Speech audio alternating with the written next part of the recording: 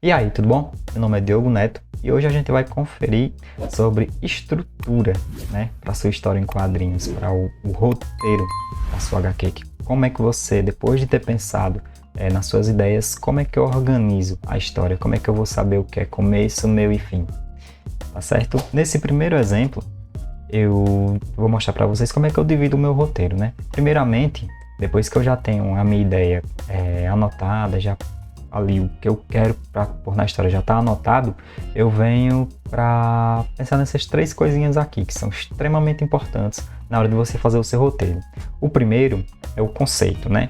Que no caso desse quadrinho específico, que é a Estação 4, que foi um trabalho que eu publiquei há uns 5 anos atrás, que tá lá na Fliptour de graça, vou deixar o link aqui, tá? Para quem quiser ler também.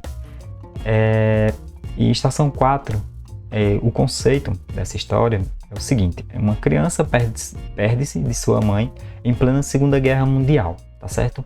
O que seria esse conceito que eu coloquei aqui? O conceito para um roteiro seria você pensar numa ideia que daria origem a outras ideias, tá certo? E uma criança que perde-se de sua mãe em plena Segunda Guerra Mundial dariam outras histórias também. Porém, eu foquei nessa daqui, né? Nesse quadrinho que vocês estão vendo, que é a história do Tony, né? Que se perdeu da mãe dele, uma estação de trem e tal. Essa é a principal ideia do conceito. Você focar numa história que seja boa o suficiente para contar outras histórias. Logo depois de ter pensado no conceito, em algo que seja bem abrangente, que dê origem a outros tipos de histórias, eu também penso na logline. E a logline, ela é o caminho da sua história. Onde é que vai começar, por onde vai passar e como é que vai terminar. Mas a minha logline, ela ficou assim: um jovem garoto, após uma confusão numa estação de trem, perde-se de sua mãe e agora precisa atravessar uma cidade em guerra para poder reencontrá-la antes que o próximo trem vá embora e leve a chance deles escaparem dali. Certo? Dentro dessa logline, eu coloquei onde as coisas começam, por onde as coisas passam e qual a motivação que eles têm para poder passar por tudo isso, tá certo? Você fazendo o conceito e a logline, vai ser muito difícil você se perder dentro da sua história. E por último, depois de ter definido esses outros dois pontos, eu defino o tema. O tema é o que vai dar sentido aos seus personagens e à sua história. Por exemplo, Estação 4 é uma história sobre família, entendeu? É uma história sobre como um menino de 11 anos enfrenta uma guerra inteira para poder reencontrar a mãe, entendeu? Então, quando você define essas ideias dentro da sua história, esses pontos, você consegue ter um caminho a seguir dentro do seu quadrinho, dentro do seu livro, entendeu? É interessantíssimo sempre utilizar esses três. Existem outras formas também, mas a que funciona melhor para mim foi essa daqui, tá bom? Também tenho outras histórias publicadas, né? E eu trouxe mais um exemplo para poder esclarecer mais, que seria de nano-guerreiros, né? Uma antiga tribo é atacada por um gigante. Essa é a ideia central da história, entendeu? A logline: uma antiga tribo sem tecnologias como armas de fogo ou máquinas é surpreendida pela chegada de um gigante faminto e bem inteligente. Agora eles precisam arranjar uma forma de expulsar esse gigante de seu lugar antes que ele destrua tudo. Ou seja, eu defino dentro da logline o começo, o meio e fim da história, sendo que eu trago também características dos protagonistas, né? E também um elemento que faça com que haja a motivação, que nesse caso aqui, né? Eles tinham que proteger o lugar deles antes que o gigante destruísse tudo, certo? E o tema da história é inteligência. Bom, também vou deixar nano-guerreiros, vou deixar o link de leitura aqui embaixo também, para quem quiser conferir, tá? De graça, na Fliptour, como vocês já devem saber, certo? Mas utilizando esses três conceitos, você vai conseguir fazer o seu roteiro de forma boa. Você começa a ter uma organização, uma estrutura, um caminho, né, a seguir muito melhor, muito mais claro, depois que você usa essas ideias de conceito, logline e tema, tá bom? Logo depois de definir, né, o conceito, a logline e o tema, eu venho para personagens, tá bom? Eu vou falar um pouco de forma mais resumida, porque eu quero trazer outros vídeos depois, me aprofundando um pouco mais em como é que eu faço personagens, tá? Mas, primeiramente, para começar, né, os personagens, eu coloco o nome, né, idade, é importante saber idade. Tem muitas pessoas que detalham peso, altura, mas nesse caso eu não penso tanto assim em altura, porque eu já sei mais ou menos qual é a altura dos personagens. Então eu não defino 1,67, 1,58. Eu sei qual é a altura dele e eu vou desenhando normal. Mas na minha forma de fazer, primeiramente eu faço um resumo trazendo as características do personagem. Por exemplo, o Tony, né, que é o protagonista, como vocês estão vendo o boneco dele aqui, ele é um garoto muito corajoso, mas que também tem medos como qualquer outra pessoa, entende? E após uma lembrança lá no meio na cidade que ele estava em guerra, ele decide reencontrar a mãe dele, entendeu? De qualquer forma, enfrentando tudo que tiver pelo caminho. E aí, quando eu crio esse resumo, coloco as características dos personagens, eu já sei como é que eles vão estar dentro da história. Porque personagens e histórias, muitas vezes, eles são a mesma coisa, tá certo? O personagem muitas vezes vai carregar a história e muitas vezes a história vai levar o personagem, tá?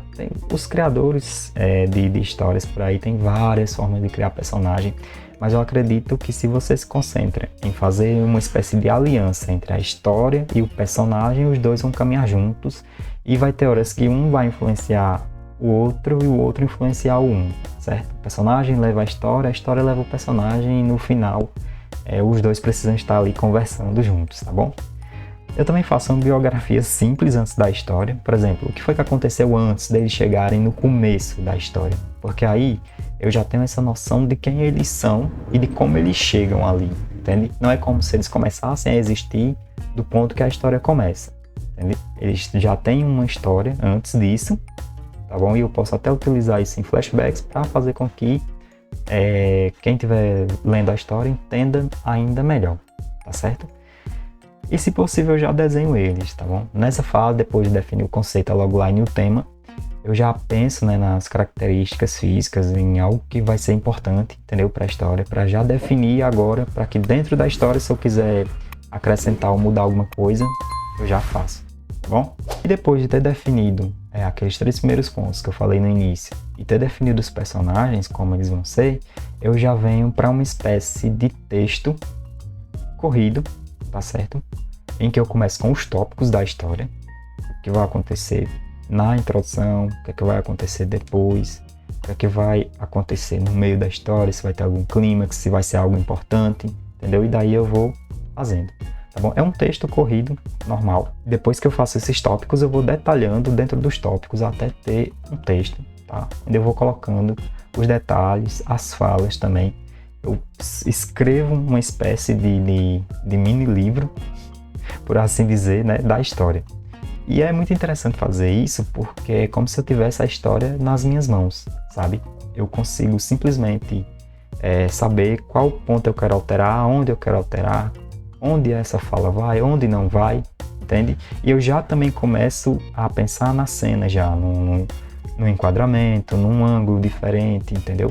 Para poder já ir passando a sensação. Porque na medida que eu vou escrevendo, eu já estou com a história, com as imagens da história toda na minha cabeça.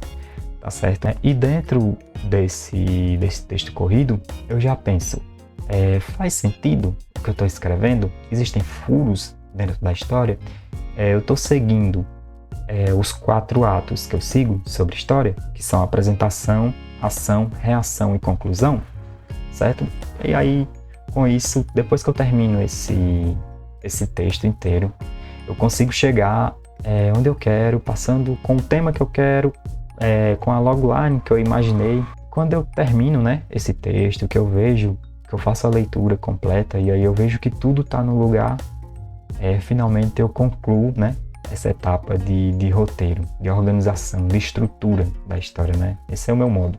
Começo com um conceito simples que daria origem a várias histórias, faço uma logline já pensando na estrutura dos acontecimentos, tá certo? No começo, meio e fim, em motivações e em características dos personagens e finalizo com o tema, tá certo? Onde eu vejo qual vai ser o sentimento que a história vai passar. Depois venho para esse texto corrido, onde eu vou colocando aqui já pontos que vão ser importantes dentro da história em quadrinhos, já com as falas, com cenários e tudo, certo? Essa seria a forma como eu faço roteiros, tá bom? Mas você é livre para utilizar outras formas também, tá certo? Mas essa tem funcionado muito bem para mim, acho que eu consigo colocar tudo que eu poderia colocar dentro de uma história através desse processo. Mas agora vamos falar um pouquinho sobre tipos de roteiro para quadrinho, tá certo? Esse senhor aqui, esse mago das histórias em quadrinhos, né? Saudoso Stan Lee, ele só escrevia, por assim dizer, né, a logline da HQ, e o restante era como desenhista, né? O que é que isso quer dizer? Ele faz um resumo simples, como eu mostrei, né? A logline, com começo, meio e fim, característica dos personagens e a motivação deles, e ele já passava para o desenhista.